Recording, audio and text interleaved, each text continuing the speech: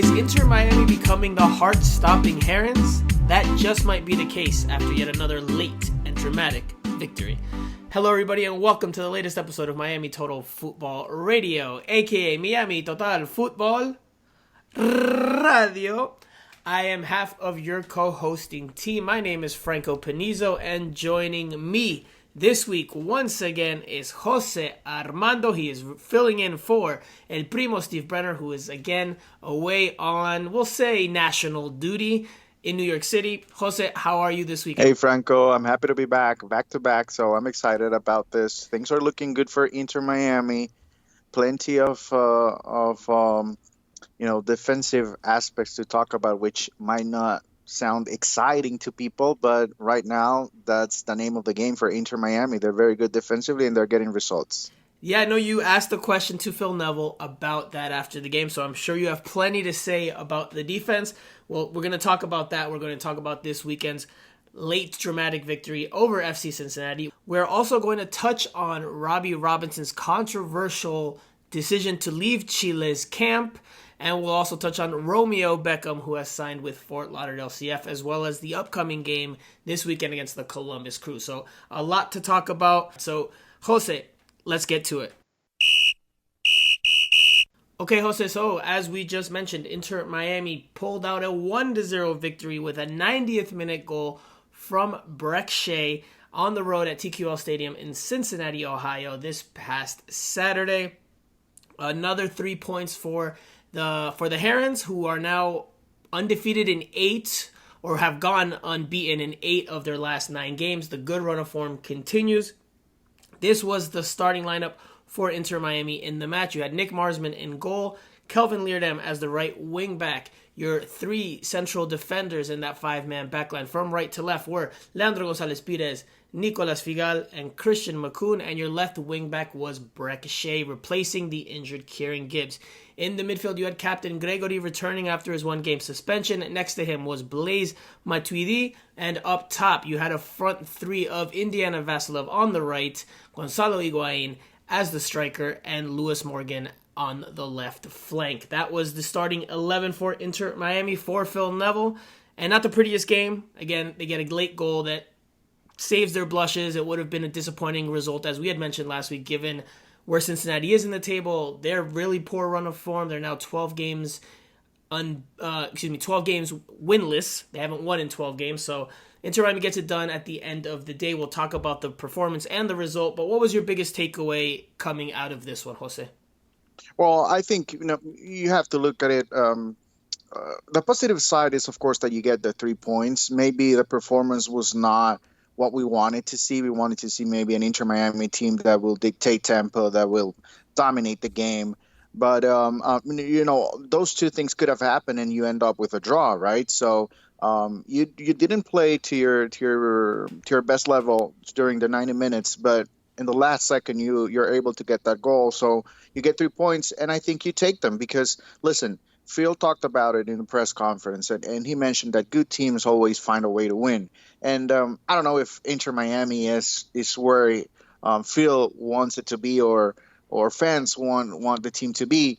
But that's true, though. Good teams usually find a way to win. And I think that's exactly what they did against Cincinnati. Not a good performance, but you get the 3 points in the end. 1 goal, it's more than enough. You move forward. Now, for me, the biggest takeaway is that Inter Miami has been, but now even more so as of late, been developing this quality, this characteristic of being a team that pulls games out late, that can win games late, that doesn't stop pushing and maybe doesn't know when to quit.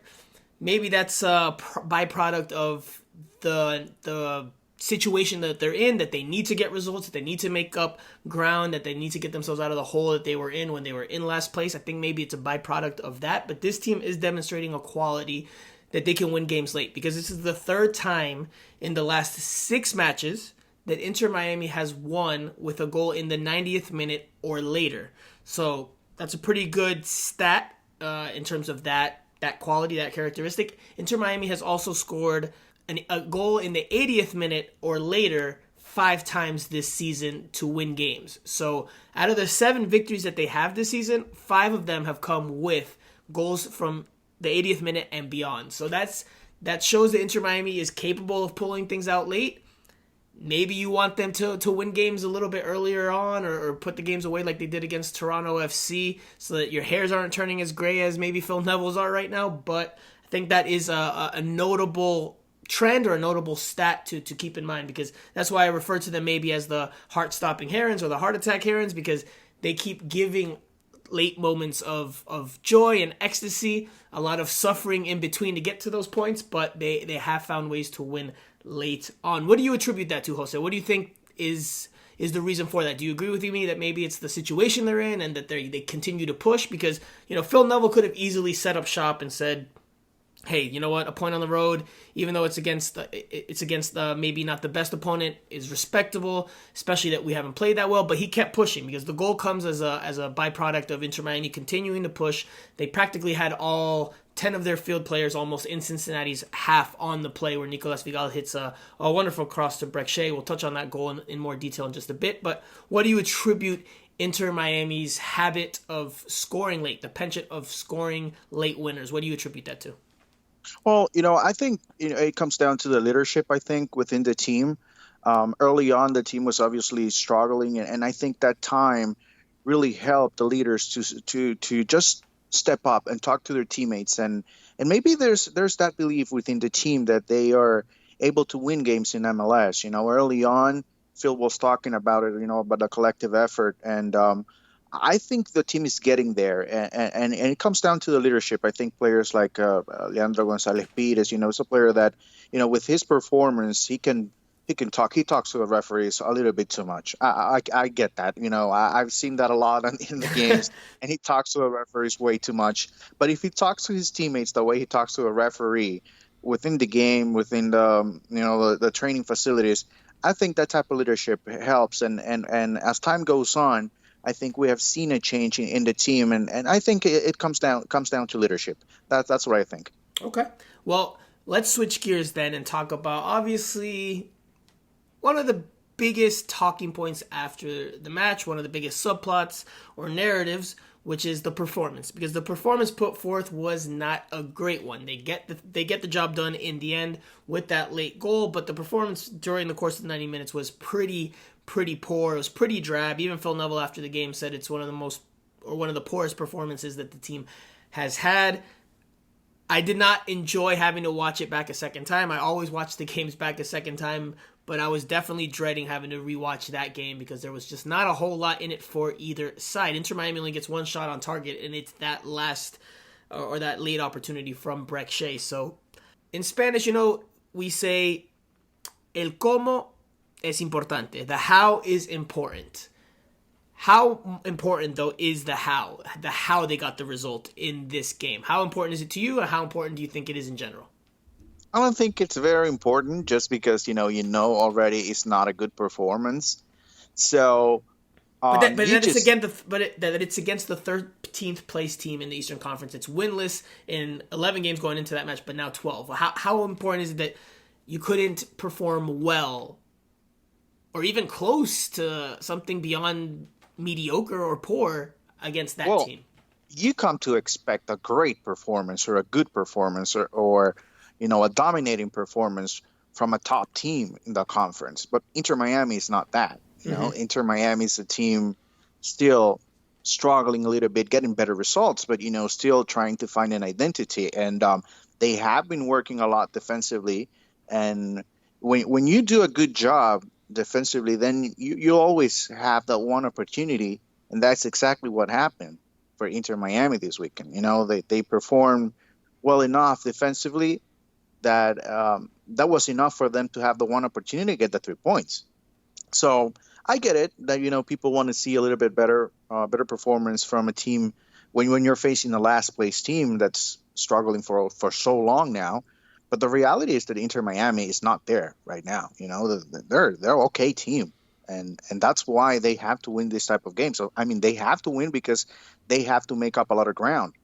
But you cannot expect for them to be dominating all the time, and they're going to have bad nights. And I think they had a bad one against Cincinnati, and yet they were able to get 3 points. No, there's absolutely. I agree with the overall thought. Now, you didn't bring this up here specifically, but the overall thought that, it's a good thing when teams that don't play well still find ways to win. And that's something Inter Miami did here. They didn't play well, but they still found a way to win. And that's, like Phil Neville said after the game, it's a sign of a good team. I don't know if Inter Miami's a good team yet, but it's definitely a good trait to have, that you can now win games despite not playing well. Whereas maybe in the past, if Inter Miami didn't play well, it might not have been able to get a result like this. So definitely a plus for Inter Miami, but I think the how, I won't say it's as important as the result for Inter Miami given where it is in the standings, in the table, but in soccer and football, the performance is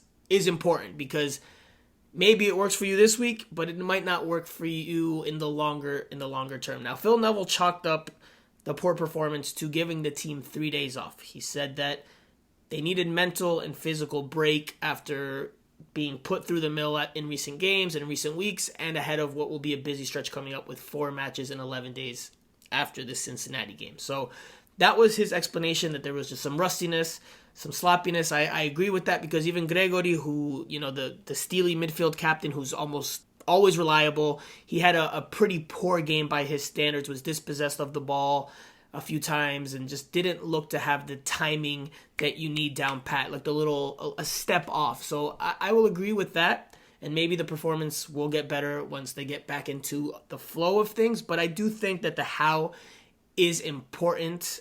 Again, not as important as the result, given where Inter Miami is, but it does tell you where things are for this team. And there's still some work to be done for this team. Yes, they had 3 days off, but if 3 days off affected you that much against a team that's this poor, then there's plenty of work still to do. Because I'm of the belief, and Jose, I know some people agree with this, some people don't. I don't know where you stand on it, but I'm of the belief that if you play well, you give yourself a better chance to win. Now, that doesn't guarantee that you're going to win if you play well.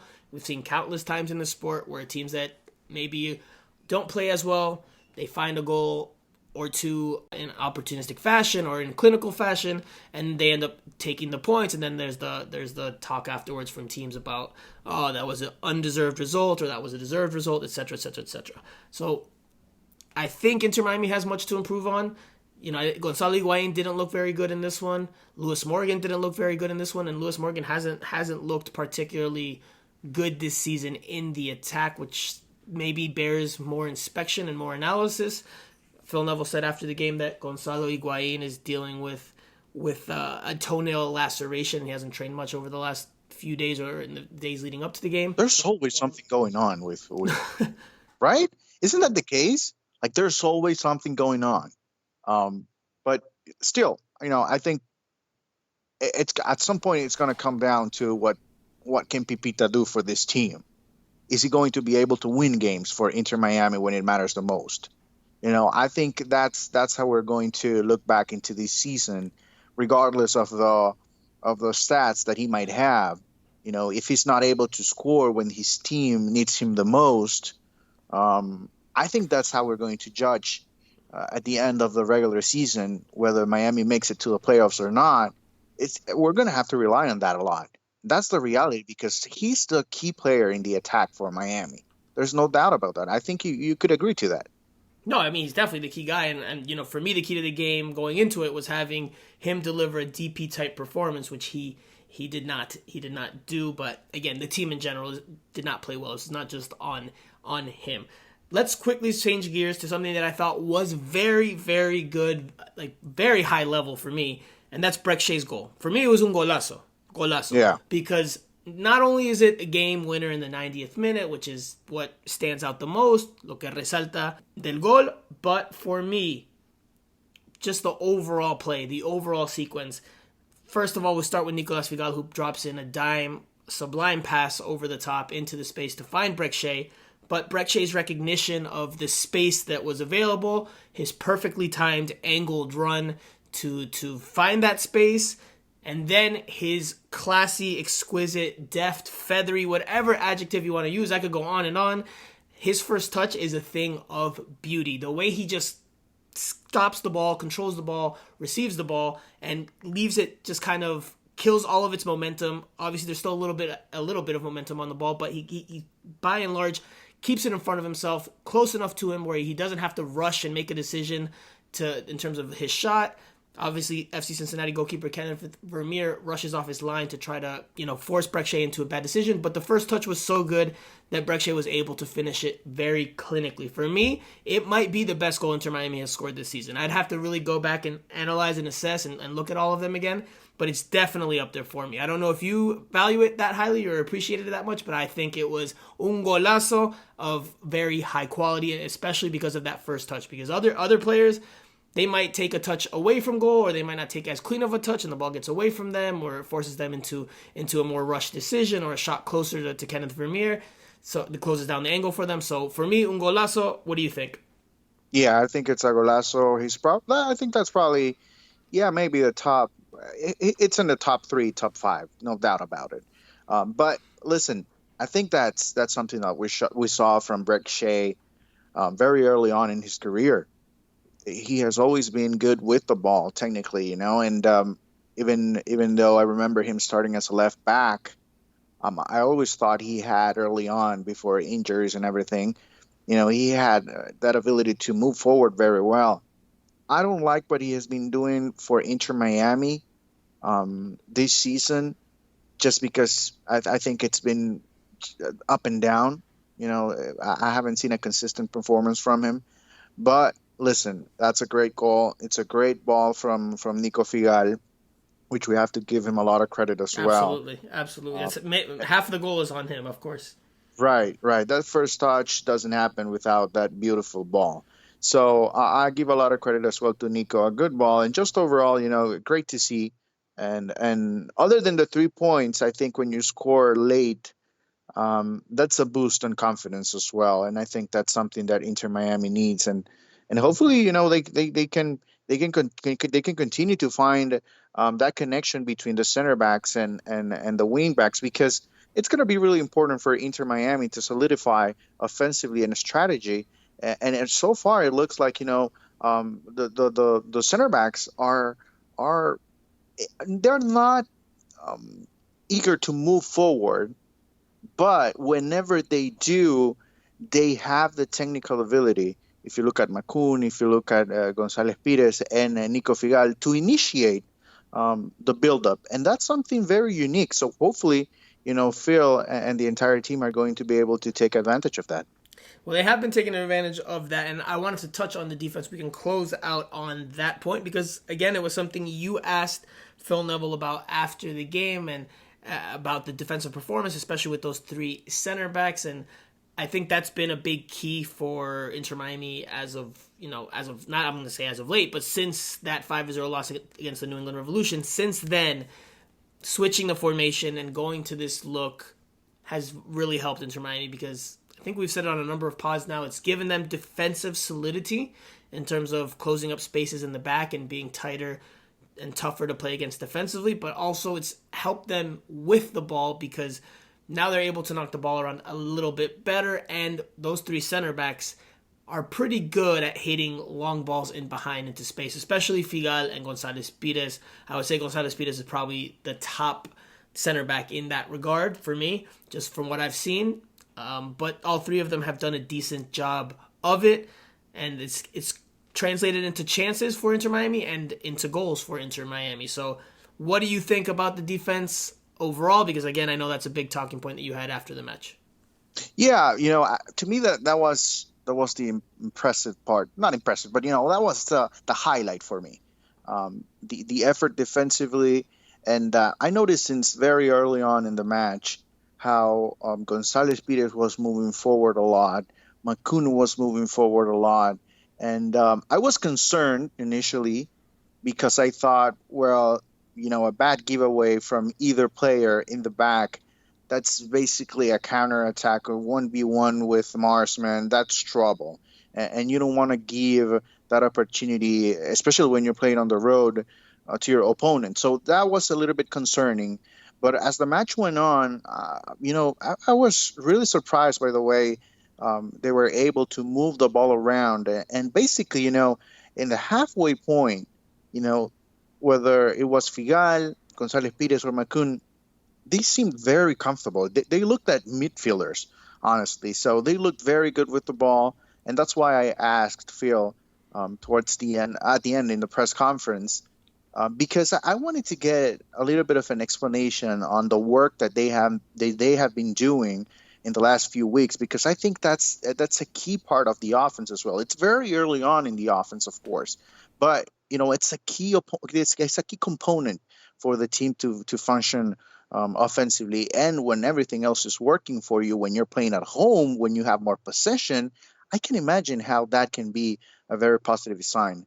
But overall, defensively, which is of course their main role, I think they have been able to connect. They know each other now a lot better. They know how to move around each other, and that's something very impressive. And I think that's a good way to start. And I was talking to somebody else just a few days ago about Inter Miami. They were asking me, and I told them this team, honestly, they do have the one thing that maybe is lacking in many of the top teams in the league, and it's good defense. Remember how Zlatan with LA Galaxy, they were winning games 4-3, 5-4, because they had a very good player offensively that he could score plenty of goals, but defensively they were not very good. And so maybe this is something that can help a lot Inter Miami becoming that team that is good defensively, and after that they look how to move forward in a positive way, and they can get involved some of their DPs, because right now the key players for Inter Miami are not Blaise Matuidi, not Rodolfo Pizarro, and not Gonzalo Higuain. The key players for Inter Miami right now are Christian Macun, Nico Figal, and Leandro Gonzalez Pires. No, I agree with most of what you said there, especially with regards to the initiating attacking sequences, because, again, Inter Miami, to repeat what we said a little bit ago, the long balls that they have, that tool that they now have in their arsenal, the ability to skip lines and just get the ball into the final third in that way has helped them tremendously, because we know that they haven't been the best this season in terms of always knitting together attacking sequences from back to front with the ball on the ground, progressing through your lines, through your defensive line, your back line, your midfield line, and then your front line. So this has helped Inter Miami become a little more dangerous, a little more potent in the final third, but they do need to get better at knitting together attacking sequences and being able to be a little bit more versatile in how they attack in order to really raise their chances of, one, making the playoffs, and two, making some noise in the playoffs. Because otherwise, better teams are going to have better game plans that might be able to nullify this type of play from Inter Miami, and then that makes things a whole lot more difficult. But Jose, we'll leave it there for this game. We still have a lot to talk about, including this weekend's game against the Columbus Crew at home at Drive Pink Stadium in Fort Lauderdale, Florida. We're also going to talk about Robbie Robinson's decision to leave Chile's national team camp. I don't know what your thoughts are on it, so I'm very curious to hear what you have to say. And we are also going to talk about Romeo Beckham signing with Fort Lauderdale CF. So I already heard your oh boy, so let's take a quick break, and then we'll get into all that after this. The 3 points is another sign. It's another signal. It's another little notch on our wall that this team never knows when it's beat, never knows when to give up, never knows when to stop trying to win the game of football. And we said at half-time, the technical staff, we've got to be brave to try and win this game. The substitution to put, we brought Robbie up front. We wanted 2 players up front. We changed the system and brought Victor on, played Lewis wider in his wing-back role. Was a decision to try and win the game. And we did. Okay, Jose, so we have a few things to touch on in this segment. Normally, we just touch on the upcoming game. But before we do that, there's a couple of talking points that we should discuss. And we'll start with Robbie Robinson and his decision last week after we recorded to leave Chile's national team camp to continue to assess his international future. Chile's fans didn't take too kindly to that. Phil Neville, when we spoke to him in the press conference, back in person, by the way, we're back to doing things in person again, in a press conference setting, Phil Neville said that he didn't want it to be a big thing. He didn't think it should be a big thing. He really defended Robbie Robinson, but like he should. Right, but obviously that's not everybody's stance. Not everyone sees it as rosy or as positive as Phil Neville does. there's been a lot of outcry, so much so that I believe on the post that Robbie Robinson put on his Instagram, in which, he said he was going to consider his international future and return to Inter Miami, and thanked the Chile Federation for having him in camp. He had close to, and my number might be off here, but he had close to maybe 17,000 comments, and a lot of them were from Chile fans that were very upset and very irate at his decision, so much so that he ended up taking the comment section off his Instagram account. I don't know if he's put them back on, but last week after the reaction initially, he took them off. So you couldn't comment on any of his pictures that had been removed.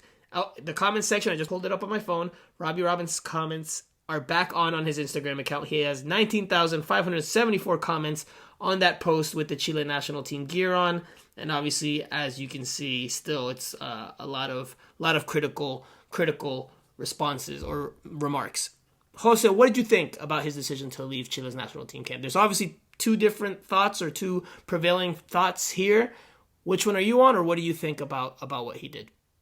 Well, to me, it's disappointing. It's disappointing because I think when you take on the responsibility of playing for the national team, you have to be ready. You cannot go and just try it out, because it's a completely different game when you play for the national team. It's more about understanding how football is viewed in Chile, and if he knew exactly what he was up to, he would have never done something like that. To me, with him, shutting out the comments on his Instagram account, that confirms to me that he wasn't ready to go to the national team, and he had no idea exactly of what was coming his way with him just going. People were very receptive of him, and that's the first thing that we should say. When the conversation started about Robbie Robinson going to Chile, people were very receptive there, even though he has not a lot of experience at that professional level. But the expectations were high, and they embraced him really well. Now he gets there, and he decides to fly back and just leave the country, leave the team one day before they play Brazil. That doesn't look good. And to me, that's the word. That's the one thing. To me, it's disappointing because I thought he was ready, but honestly, he was not even close. And hopefully he gets an opportunity to play at the national level. But, whether it's in Chile or here in the States, he's going to have to learn how to handle things. And then hopefully Inter Miami helps him and develops a good player, because I think he's still in the developing phase. And at some point he'll get an opportunity at the national team. I doubt it that he's going to be with Chile, though. So you would label it disappointing? Yeah, it's disappointing. To me, it's disappointing. Okay. Yeah, I think it was not a smart decision for him to go to Chile's camp. And this is just my opinion. This is not information. I'm not presenting this as information. This is just my opinion as someone that saw how things unfolded. I don't think he should have gone to the national team camp. He was there for, 2-3 days? And then he flew back to continue to assess his international future. If you're that undecided, if you're that unclear about it, don't go. Because this is not just a national team. This is a South American national team where the sport is, people live, eat, breathe, sleep. It's a lot of what people in South America think about. And these are World Cup qualifiers. This is not a friendly. This is not a national team camp ahead of exhibition games. These are World Cup qualifiers. Chile was playing Brazil, was their first game in this window, in this international window. You don't go there just to see if you like it or not. Continue to assess that here in South Florida. Figure out if you really are willing to commit, and if not, then don't accept the call-up. I've seen it, as you have here in the United States, with predominantly Mexican Americans who get torn and have to make decisions. It's part of being a dual national, the ability to represent two countries. I get that. I myself am Peruvian American, so I get that. But if you have to think about it, then don't accept the call up, because it does look like if you read his Instagram post, and I'm going to read it here. He says, Thank you to La Roja fans, players, coaches, and staff for the warm welcome as I had the honor of joining national team camp. I've really enjoyed training with you and feel very grateful for how well you've treated me. At this time, I've decided to return to South Florida to take some time to process my international allegiance while helping Inter Miami push for the playoffs. Thank you. So that right there to me reads obviously as I need to decide if I want to play for Chile or play for my country of birth, the United States, which the U.S. has never called him up. The U.S. did include him in the preliminary Gold Cup roster this summer, but he wasn't on the final squad. He's never had a call-up to the U.S. national team, but it does come off as him seeing Chile as a potential backup plan. That's how it comes off, and that's why Chile fans are, that's another reason why they're upset, because you could have turned down the call-up and said, look, respectfully, I just don't know yet. I don't think I'm ready to commit, and that's fine. But to go and then to leave 3 days later, it's kind of, to me, that's kind of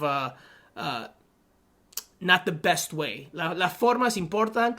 The way you do things does matter, and I think he mishandled this. I think it's part of him growing as a young professional, understanding the weight of his decision here.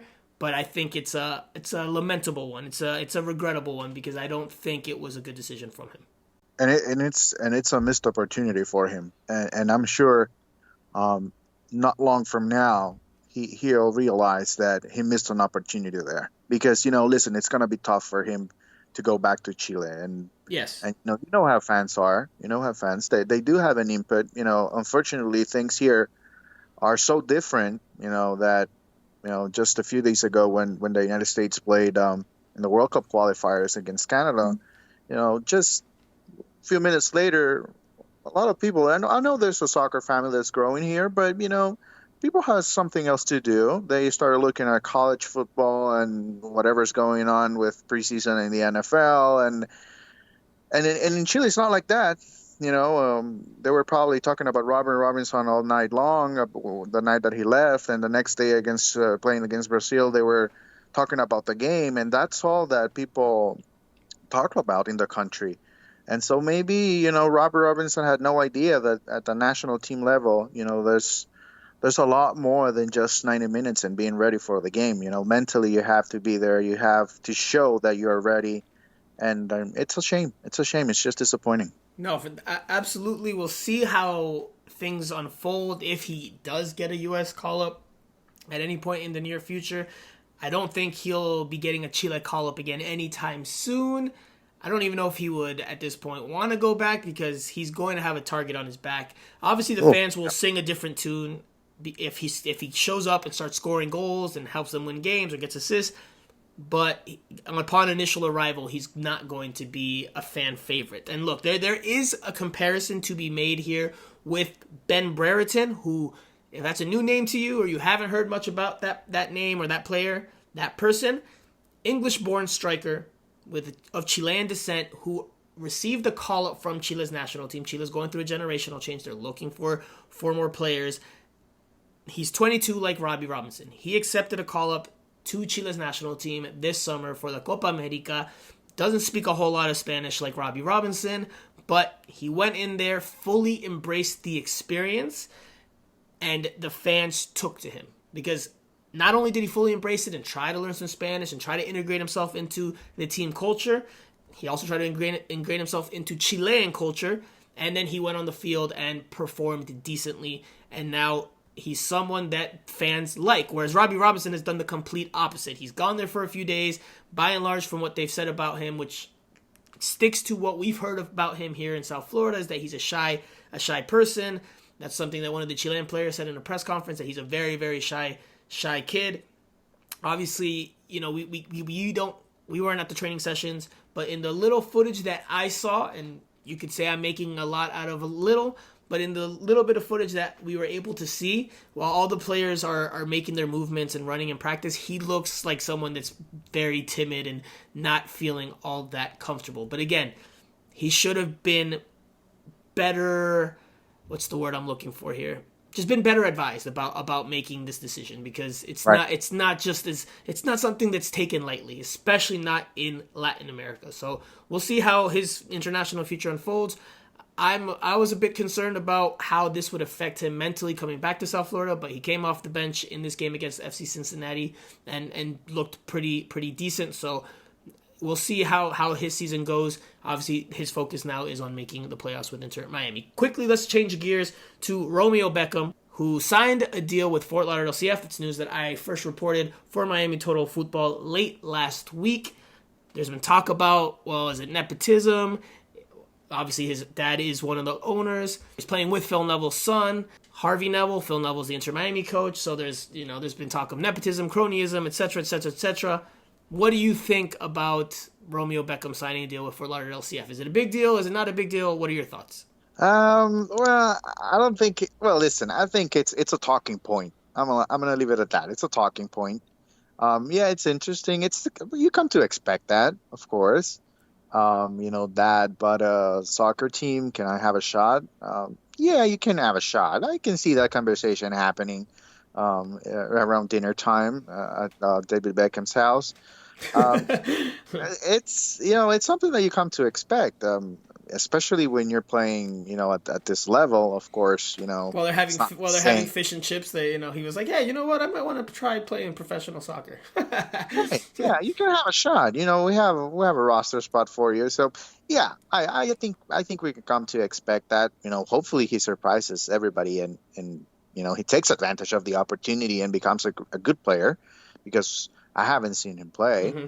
So I would love to see him play and see, he obviously has a huge responsibility, because everybody that's going to be looking at him will judge him immediately. You're getting this opportunity because your dad owns the team. So it's on him to prove that, no, that's not the case. I'm a good player and I deserve to be here. So, well, hopefully he gets the chance. We get to see him and we'll see. But for now, I think it's just expected. So what I had heard, and I wrote this in my piece when I put the news out there, and I haven't seen him play, so this is not my point of view. This is just what I've heard. He is a right-sided player, like David, and he can whip in a good cross. That's what I've been told. So similar characteristics in that way as his dad. I've heard he can play as a right back, so he can play in the defense, and he can also play in the attack as a right winger, so maybe a bit more versatile than David was during his illustrious playing career. Now, the comparisons will be inevitable because, it's David Beckham, but we'll see how his career unfolds. He's 19 years old. He just turned 19 last week. I do think, look, that it's good in a way, because having Romeo Beckham, and we'll see if he's a good player or not as time goes, but we'll see Fort Lauderdale CF stock improve now. People will have a little bit more interest in Fort Lauderdale CF, or maybe most of the interest in Fort Lauderdale is local. The people that are maybe interested in following the team is just the local fans or local people. Now maybe there's a little bit more appeal to someone internationally. Oh, let's go check out David Beckham's son. Let's see how he does with this team. So I think it raises the profile. I don't think Miami will like that, though. Well, right. So that's so like they don't really want. Absolutely. Absolutely. No, absolutely. Because look, they didn't even announce Romeo Beckham. There's been no official announcement of his signing. I put the news out there last week. He was on the roster for the Saturday game that they played against, my mind's blanking, Chattanooga Red Wolves SC at home. He didn't come off the bench. He was on the bench, didn't come off the bench. But they never officially announced it. They have not officially announced it, and I can imagine it has to do with not wanting to put wild expectations on him or the team. But look, he has the Beckham name. He's turning professional. He's been with Fort Lauderdale, and he's trained with Inter Miami at different points over the last few weeks. That's something I had heard. It's also, you can see it on his Instagram account. So it's going to raise the profile of Fort Lauderdale CF, absolutely, for better or for worse. Now, where there is, maybe not a not so positive element to it, is that he is going to take up minutes or a roster spot from somebody else that may be deserving, may not be deserving. I mean, that's obviously a coach's call, but from the outside, especially for maybe a more local perspective, they might not take too kindly to that. Or even inside the locker room, people will say, well, does he deserve it? He's Beckham's son. That's the only reason he's here. I mean, those type of elements can come into play, obviously, in a locker room, and it's definitely something that bears watching.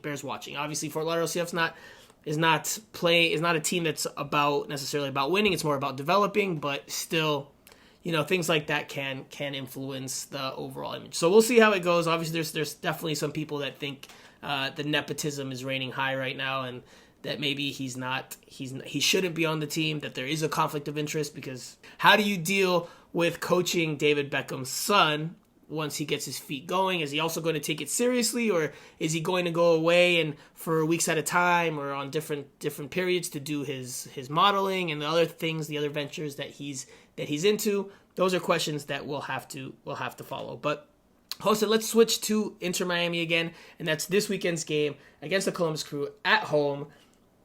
They're a team that's not playing all that well right now, but they're above Inter Miami in the standings, in 8th place in the Eastern Conference. What should we expect from this one overall? Well, obviously we should expect an Inter Miami side that it's supposed to be aggressive. They have to be aggressive. They have to go for 3 points. I think we mentioned this before in the game against Cincinnati. They needed 3 points from that game. I think they need 3 points from this one as well. Obviously, when it comes to the standings, you see where Columbus is at right now, and that's the target for Inter Miami. You want to be there. You want to be one step ahead, one step closer to the playoffs. That's where Columbus is right now. That's where you want to be. That's the goal for Inter Miami. Then you can fight for positioning. But right now, this is a game that is a must-win for Inter Miami.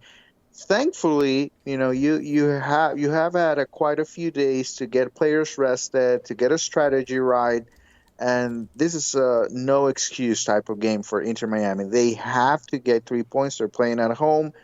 They are playing Columbus. It's a good team, but they have had their struggles as well.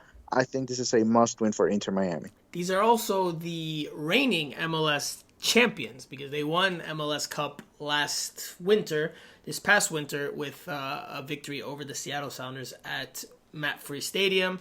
So it should be a good test for Inter Miami. They're in 8th place. Columbus is not in the playoff picture. They have fallen out of the playoff picture, but they're right there within reach. This is a very big game for both sides. What to expect from Columbus? I think their strength is in the midfield.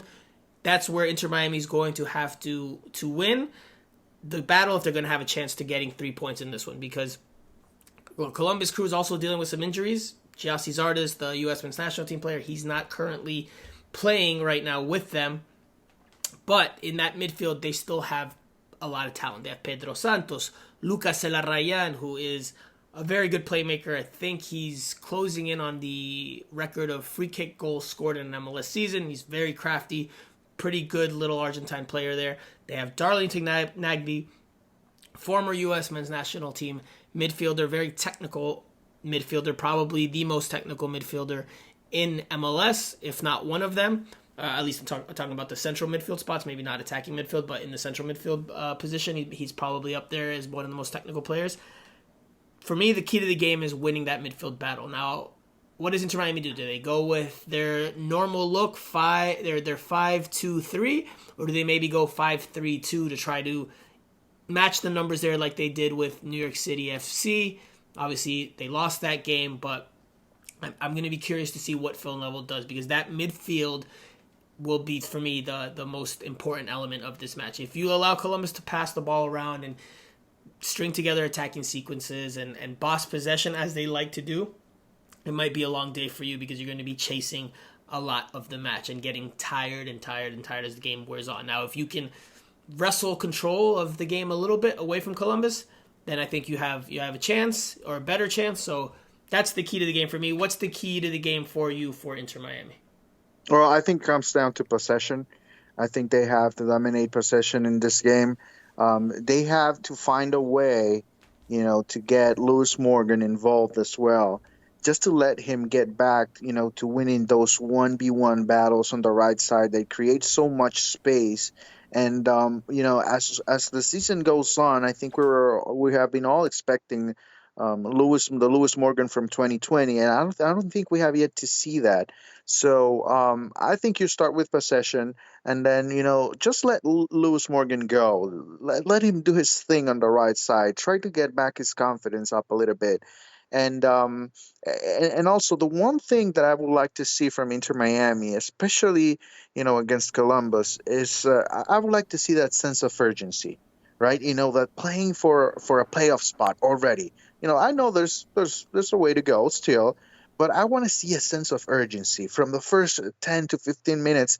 I want to see a team that's going for the 3 points early on. They want to score 3 goals in the first half.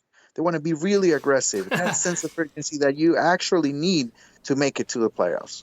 See, before you were saying you didn't care really about how they performed against FC Cincinnati. Now you're telling me that you want to see them come out gung-ho, guns blazing from the first minute. See, you're contradicting yourself, Jose. But look, No. I'm just teasing you, brother. But look, I don't think we're going to see that from Inter Miami. I think, they could up the ante a little bit and maybe put in a little bit more intensity in terms of how they start games. But I just don't think we're going to see that be the identity from this Inter Miami team, because their priority, which we talked about, is being defensively solid and then going from there. This is not a team that really wants to get numbers forward and create a whole lot of chances. No, they want to keep things tight at the back and then go from there. So I don't think we'll see an Inter Miami team that comes out flying, that's looking to create goal scoring opportunities and shows that type of urgency. I think they'll play a more disciplined, organized, you could call it smarter if you want, smarter type of game where I'm not going to say they're going to concede possession or try to concede possession, but I don't think they're just going to try to come out and go necessarily toe for toe with Columbus. Again, I do think that they need to have some control of possession. I don't necessarily think they need to win possession, but I think they need to have at least a good bit of it in order to cause some damage. If they let Columbus have the lion's share, I think they could be in for a long day, but we'll see how they do. We'll see how Phil Neville approaches the lineup.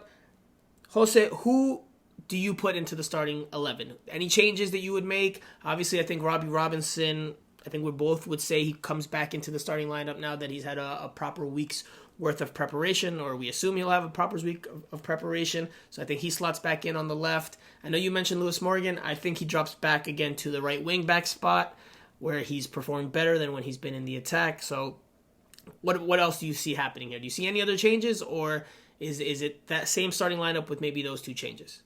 Yeah, I would agree with you. I think that's about it. As we move on, because of the amount of games that Inter Miami will be playing in the next few weeks, I think we can see a change or two. But for now, I think with Robbie having the 1 week or even more than that, because he came back before the game last weekend, I think he's going to get back in the starting lineup, and Lewis as well. So, not a lot of changes. I think tactically they don't have to change a lot, honestly. They have at least they're trying to establish a system, and it's working so far, so they shouldn't change a lot. I think it'll be the same lineup we saw this past weekend. I just think Robbie Robinson will start in on that left wing spot, and I think Lewis Morgan drops into the right wing back spot for Kelvin Leerdam. That means Indiana Vassilev gets the start again on the right wing. So if there was a change, I could maybe see Phil Neville dropping one of the starting 3 attackers up there in the front line and putting Victor Ulloa in the midfield just to match those numbers better with Columbus Crew. That's the only change I could see happening. And if that's the case, I think he would probably drop Indiana Vassilev and then just go with Gonzalo Higuain and Robbie Robinson up top. But I do think it will be that same 5-2-3. So we'll see if he goes 5-2-3 or 5-3-2. But that's my prediction for the lineup. Jose, what about a score? What do you think Inter Miami does this weekend? 3 points, 1 point, 0 points? No, I think they get 3 points. I'm going to go with 2-1. I think, they're going to find a way to get it. It's going to be a late goal again, but I think they'll end up with 3 points. And, listen, if they're able to do that, if they get 3 points this weekend, that could be – I know we have had a couple of quote-unquote turning points, but, winning against Columbus, a 6-point game, fighting to get back into – playoff contention. I think this could be a big game for Inter Miami. Okay, so I will say a 1-1 draw. Don't think Inter Miami wins, but I don't think they lose. I think they keep their good run of form overall going. I think it's going to be a tough challenge just because of the matchup. I think the teams that like to have possession tend to pose Inter Miami a bit more problems. So I'll say a 1-1 draw. Again, Columbus is not in the best of ways. They just came off of a loss, 3-2 loss to Orlando City, but they won before that against Cincinnati. So they've been up and down, very inconsistent. But I think it'll be an interesting match, a good match, and I think it'll end in a 1-1 stalemate. And I don't think it'll be a late goal this time. I don't think we'll see that characteristic yet again, but who knows? So, Jose, let's leave it there. We have our Q&A session to do and our final thoughts, and we'll do that after this.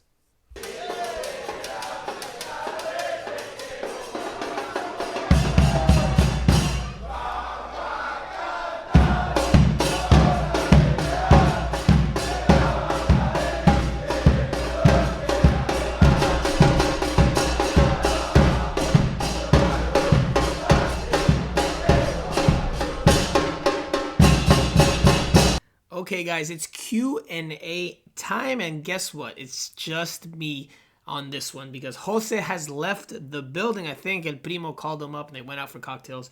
No, I'm just kidding. Jose had to run. He had other business to attend to. Unfortunately, he was very apologetic about it, but he has to run. So it's just me on this week's Q&A session. Let's jump right into it. Starting with a question from Joseph E. After the game in Cincinnati, do you think Brek will continue getting a starting role? And how do you think Robinson is feeling after all the Chile stuff? So I think Brek Shea will continue to start because I think Kieran Gibbs is still out for another week or two. So yes, Brek Shea will continue to start, and I think he's been serviceable.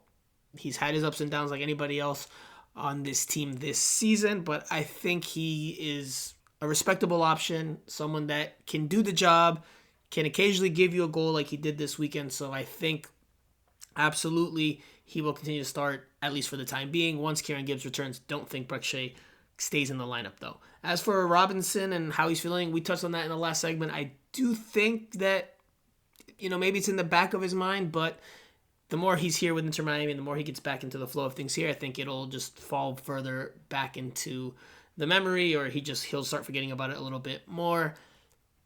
I was worried at first about how it could impact his form and his mentality, especially once he took the comment section off, because obviously if you're taking comment sections off your Instagram account as a professional player, it's because, and when comments and remarks are being critical or you're being criticized, then obviously it's impacting you in some way. But it looks like he might not be affected all that much based on the performance he had this weekend against FC Cincinnati.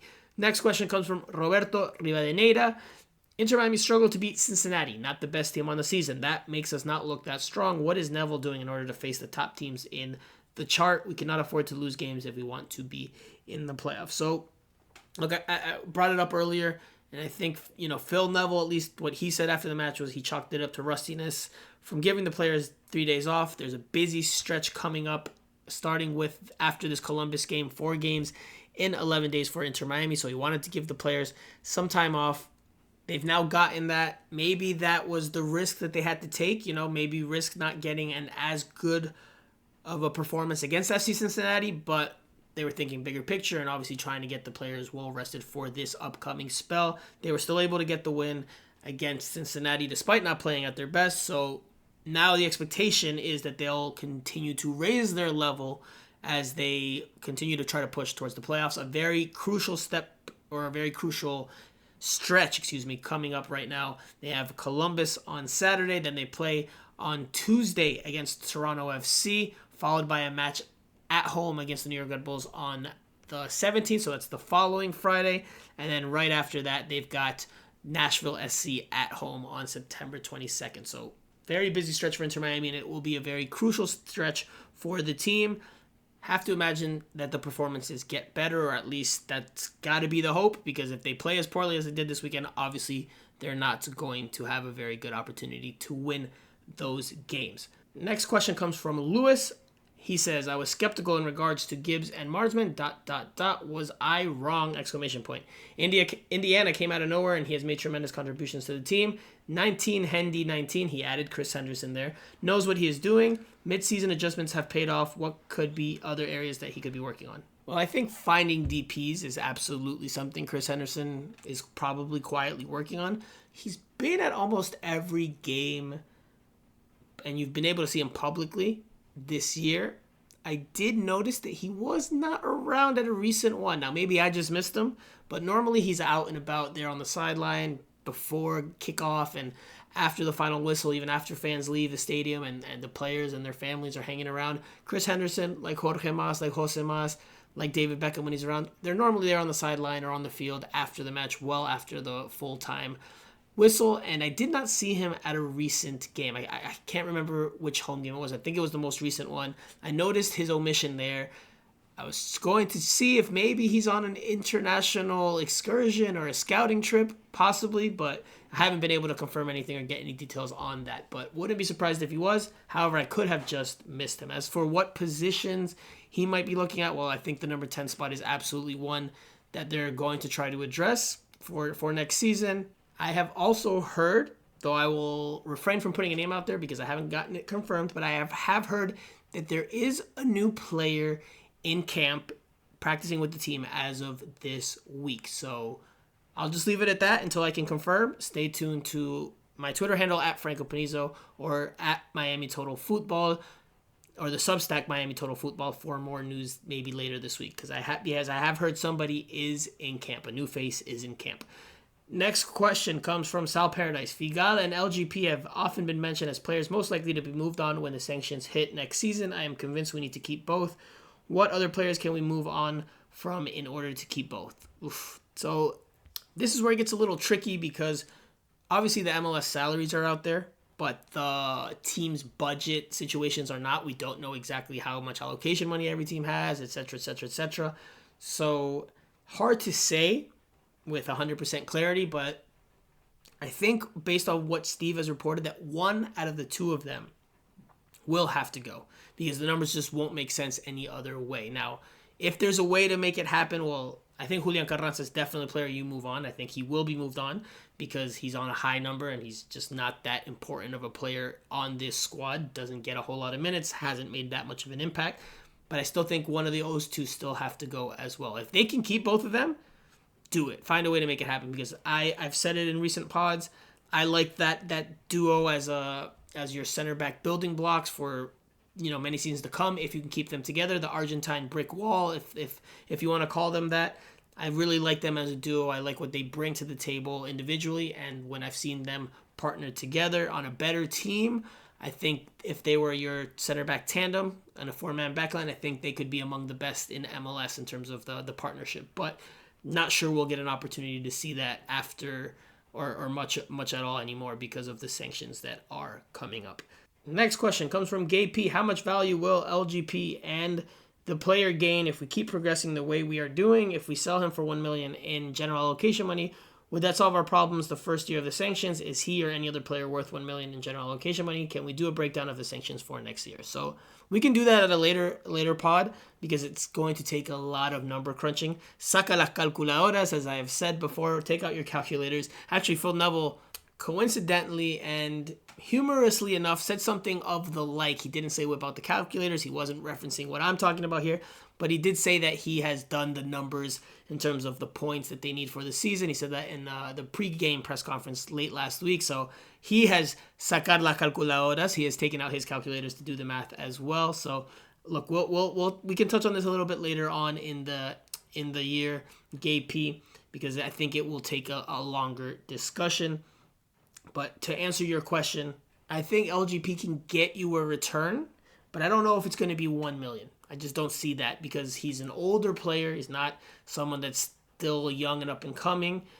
He's an older player, a veteran player, experienced player, so don't know if you're going to be able to get that much for him unless, again, he continues to raise his level and the team continues to raise its level. But even then, teams know the situation Miami's in. Teams know that Inter Miami's up against the wall, that they have to make hard decisions and shed some salaries, some budget hits. So that's also going to play into the negotiating factor, right? So I don't think that they're going to get $1 million. Gabe P has another question. The second tweet here, another question, but this one is based on the U.S. men's national team qualifying. Why is Pepe not a starter with the national team? I don't see how we're playing those nines. I think Pepe would do a better job, to be honest. Can I have your opinion on who should be starting? Who should be our starting number 9? I think Pepe's in great form. So, look, I think with Pepe, Ricardo Pepe, the FC Dallas striker who has been playing well this season in MLS, I think it's a matter of experience. He hasn't been with the U.S. men's national team prior to this. He's just still getting his feet wet in MLS, and as a professional, I do think there is a chance we could see him in this week's qualifier against Honduras. I wish Jose would have been able to stick around, because we could have gotten his opinion on the U.S. men's national team ahead of a match against his home nation, Honduras. So, unfortunately, we won't be able to, but you know, who do I think should be starting right now as number 9? Right now, I would start P-Folk. I would start Jordan P-Folk, but I think Ricardo Pepi is in the mix to get some minutes, and I think Greg Berhalter on a press conference earlier today, Tuesday, kind of alluded to that you know, that they could see him step on the field if the situation calls for it. So don't be surprised if you see him play against Honduras. Again, I just don't think it'll be this as a starting player or in a starting capacity, because he's still getting his feet wet, still adjusting to the international level and Greg Berhalter's ways of doing things with the U.S. men's national team. Next question comes from Twitter, and it's also U.S. men's national team related. Read that the U.S. men's national team is not playing as a team, but as a group of individuals, and how the team has no creativity in the attacking third. This is the same criticism Inter Miami got during their early and mid-season struggles. Do they need to hire Phil, call up Vasilev and Robbie, switch to 3 center backs? Look, for me, with the U.S. men's national team, and this is a much bigger discussion, and maybe on a pod where we hadn't talked so much about so many other things Inter Miami related, maybe on a week where we have less things about the team to talk about, we can dissect the national team a little bit more, and I know that's something that a lot of listeners would like to hear more about, so absolutely something we can consider doing. But just to be very quick here, I think some of the problems that the U.S. men's national team is having is that Greg Berhalter is not getting the most out of the players he has at his disposal now. Could that be because certain players are injured? Could that be because other players are not in their best forms or not delivering? Sure, but his job is to figure out who is going to get the job done and put them out there to do so. So I think a lot of the blame so far goes on Greg Berhalter. There are things that have impacted the team and the mood around the team that he maybe doesn't have as much control over. You know, he can't control Weston McKennie slipping out of the hotel and breaking COVID protocols before getting sent home back to Juventus. So things there have happened outside of his control, but what he has had control over, he hasn't done a good enough job of. The team hasn't done a good enough job of, but it starts with him. I think he needs to find a way to exploit the talent that are on the squad. This is what has been dubbed as a golden generation by a lot of people in the media, a lot of fans. So I think that there is a lot of room for improvement there.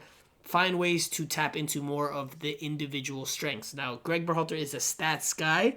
I don't know how much that is impacting maybe his decisions, and maybe he's making things a little too rigid and not giving the team enough ideas or enough freedom. I don't know, but maybe it's something we can explore a little bit later on another pod again, in which we have less Inter Miami related things to talk about, though it never seems like we do, because there's always a lot going on with this team. So I will give you my final thoughts, because I'm the only one here. I'm the one that has to turn off the lights, and my final thoughts are on Matias Pellegrini, who looks to be enjoying his soccer, his football. Again, he has scored in 2 of Estudiantes de La Plata's most recent games, including on a penalty kick this past weekend, a very confidently taken penalty, and he kissed the crest after he scored. Just looks to be playing with the type of confidence and happiness and joy that he did not have for much of his time here in South Florida. So it's good to see if you're someone that has followed Matias Pellegrini's career, or it's good to see if you're an Inter Miami fan that wishes him the best, because obviously he had fallen on hard times, especially this year, given his situation, which we've talked about at length. We'll see how things go for him the rest of the way. Obviously, I don't think he's returning to Inter Miami next year, even though he's on a loan, but maybe Inter Miami can find a way to get some money out of it, maybe a transfer fee, if he continues to raise his level and continues to score goals and make an impact for Estudiantes in Argentina. But that does it for this week's podcast. Thank you guys again so much for listening, and please give us a follow on all our social media channels if you haven't already. We just gave away a jersey to one of our regular followers. His name is Gabriel. He's based in Coral Gables. I went personally to deliver the jersey and was able to do so. He got his hands on them. So we'll be doing more of that in the coming weeks and months. So make sure you give us a follow on all our social media channels, especially on Instagram and YouTube. Also, please don't forget to give us a review and rating on Apple Podcasts, formerly known as iTunes. It helps us out tremendously. But that does it for this week's show. For Jose Armando, I am Franco Panizo. This is Miami Total Football Radio, your number one source for all things Inter Miami. And we'll talk to you guys again next